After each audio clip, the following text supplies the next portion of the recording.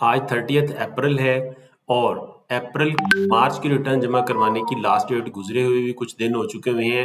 लेकिन इशू ये है कि SRO 350 के मुताबिक अगर आज की डेट तक आपकी सेल्स टैक्स रिटर्न जमा ना हुई, जो आपके सेलर की वजह से रुकी हुई है, तो आपके ऊपर सीवियर फाइन और पेनल्टीज लग सकती हैं।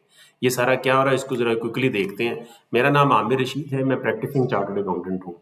SRO 350 के अंदर जो कंडीशंस ले डाउन की गई थी, उनमें एक कंडीशन ये भी थी कि जब तक आपका सेलर जिसकी इनवाइस आपने क्लेम की है, अगर वो उसी महीने की 30th या लास्ट डेट तक अपनी रिटर्न जमा नहीं कराएगा, तो आप वो इनपुट क्लेम नहीं कर सकेंगे और वो आपको इनपुट पे करना पड़ेगा। अब इशू ये है कि इस चेन की वजह से बहुत सारी सेल्स टैक्स रिटर्न जो हैं वो इस वक्त ऑन होल्ड है। जो भी बंदा पूछता है कि जी आपने अपनी रिटर्न नहीं जमा कराई, वो कहता है जी मेरे सप्लायर ने मेरी अपनी रिटर्न जमा नहीं कराई, जिसकी वजह से मेरी रिटर्न जमा नहीं हो सकी। आज मेरी कराची से लेके लाहौर तक 2-3-4 लोगों से बात हुई है, सारे ही ये प्रॉब्लम फेस कर रहे हैं। अभी हम जब रिसर्च कर रहे थे तो हमने एक चीज़ देखा है कि बहुत सारे लोग अपनी रिटर्न सबमिट कर रहे हैं। एक एनेक्जर ए, जब हम अपने परचेज का एनेक्जर ए ओपन करते हैं, तो यहाँ पे एक कॉलम है जहाँ पे सेलर की सेल्स टैक्स रिटर्न का स्टेटस दिया हुआ होता है।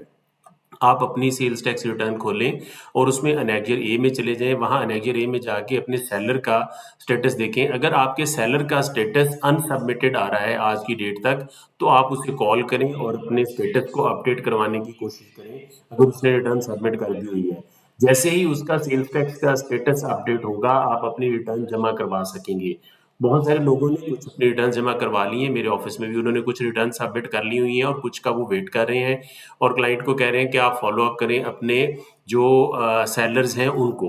तो कुछ रिटर्न्स के केस में सबमिशंस हो भी रही हैं। जैसे अगर आप यहाँ पे देखें, तो ये 2-3-4 रिटर्न्स जो है ये सबमिट हो चुकी हुई हैं। अगर इस क्लाइंट की बाकी सारी रिटर्न्स भी, टैक्स पेयर की बाकी सारी रिटर्न्स जो सप्लायर्स की हैं वो सबमिट हो जाती हैं, तो ये अपनी सेल्स टैक्स रिटर्न सबमिट करने की पोजीशन में होगा। तो जो एक सर्कल की वजह से, एक चेन की वजह से सारी रिटर्न सबमिट होने से रुकी हुई हैं, अगर अपने सप्लायर को फॉलो अप करें। दूसरा पर्टिकुलरली केस ये है कि अगर आपका कोई इस महीने में कोई इनपुट नहीं है, तो भी आप अपनी रिटर्न सबमिट कर सकते हैं।